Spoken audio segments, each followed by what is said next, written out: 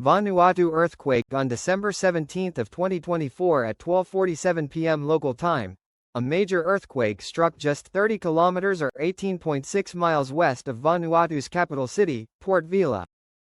Registering in as a magnitude 7.3, it caused the ground to shake back and forth for 30 seconds with such a severity that even structures built to withstand high-magnitude earthquakes likely would have still sustained some damage, with the ground acceleration at points reaching 40% the force of gravity.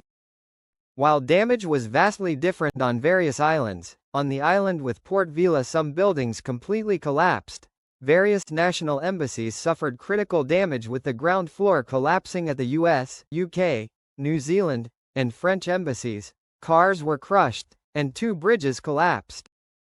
Additionally, widespread landslides were generated by the severe shaking, burying roads and additional structures.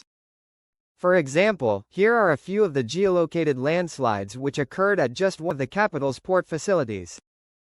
However, this earthquake also generated a localized tsunami warning for all coastlines within 300 kilometers of the earthquake's epicenter, warning of hazardous tsunami waves of up to 1 meter in height.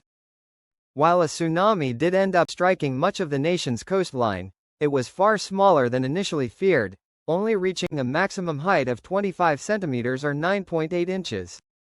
While damage and casualty assessments are still economics ongoing, preliminary U.S. Geological Survey models suggest an 80% chance of the total deaths and economic damage running between these two figures. If we take the upper figure, $800 million, that figure might not sound like a lot for a nation such as, say, Italy or Poland, but for Vanuatu that is more than the total expenditure for Vanuatu's entire government across 22 months. And, even if a more mid-range or lower figure ends up being correct, say $50 million, which I am almost certain is a minimum figure at this point, such a total would be difficult for a nation to pay since its economy heavily relies on remittances. I am not trying to give an economics lesson here, but I think larger nations should give a helping hand in this instance, much like was done after 2022's Hunga Tonga Hunga Ha'apai eruption in the nation of Tonga. So, why did this earthquake occur, and what might happen next? The nation of Vanuatu, which consists